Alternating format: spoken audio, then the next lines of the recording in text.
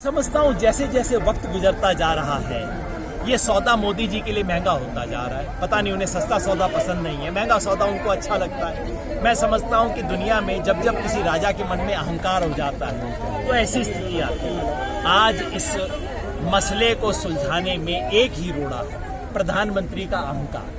और जब प्रधानमंत्री को इतना अहंकार हो गया तो मैं समझता हूँ अहंकार की तो इलाज करना पड़ेगा।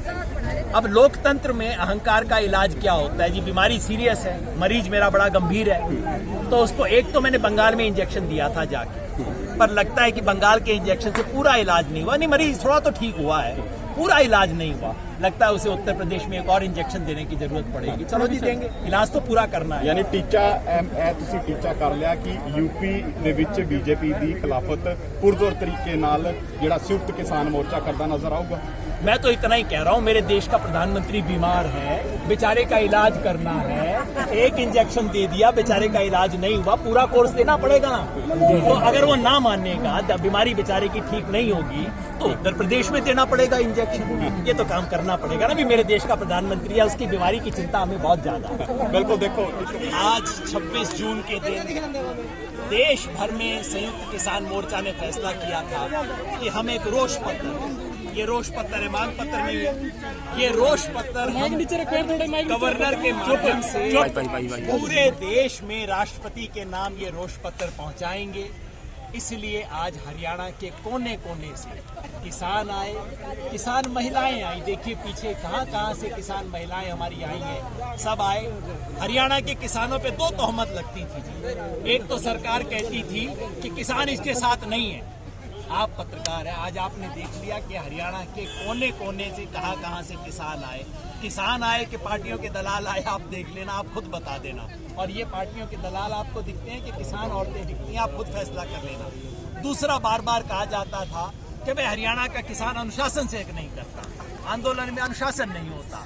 आज हरियाणा के किसान ने दिखाया, संयुक्त किसान मोर्चा का फैसला था कि बैरिकेड नहीं तोड़ना है, अपना मांग पत्र यहीं से देना है, अपना रोष पत्र यहीं से पकड़ाना है। और हरियाणा के किसानों ने अनुशासन का पूरा पालन किया और दिखाया कि जब अनुशासन से करना होता है, हम अनुशासन से करते हैं। 7 महीने पूरे हो गए। आज इस रोष पत्र के माध्यम से ये आंदोलन एक नए फेज में चला गया है।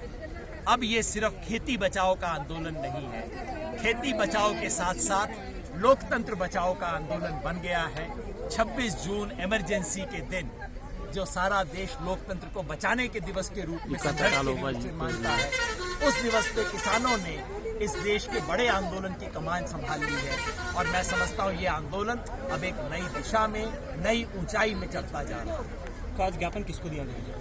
ज्ञापन गवर्नर के माध्यम से राष्ट्रपति को दिया गया है। गवर्नर की तरफ से एडीसी, जो गवर्नर का रिप्रेजेंटेटिव होता है, वो यहाँ पे आया, हमने बुलाया था, वो यहाँ आए और उन्होंने किसानों के लिए ये रिप्रेजेंटेशन दिया, जो गवर्नर के माध्यम से राष्ट्रपति को पहुँचाया जाएगा।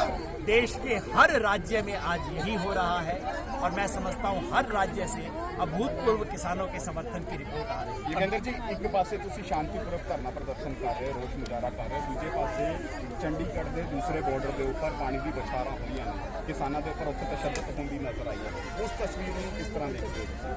मुझे, चूंकि मैं इस मुजाहरे में शामिल था, मुझे पूरी तो हालात मालूम नहीं है, लेकिन मैं समझता हूँ ये शर्म की बात है अगर किसानों के ऊपर वाटर कैनन चलाते हैं।